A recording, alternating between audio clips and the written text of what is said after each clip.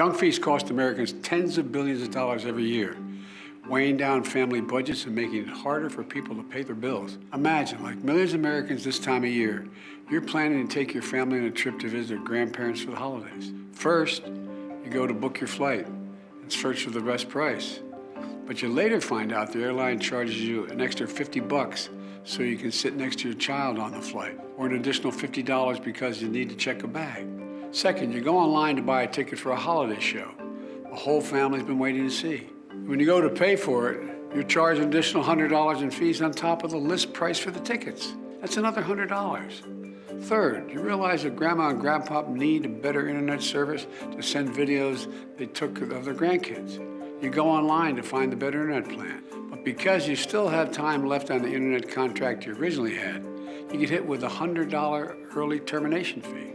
Fourth, you go to check out the hotel you've been staying at, only to find out that hotel has tacked on a resort fee to your bill. That's another $100.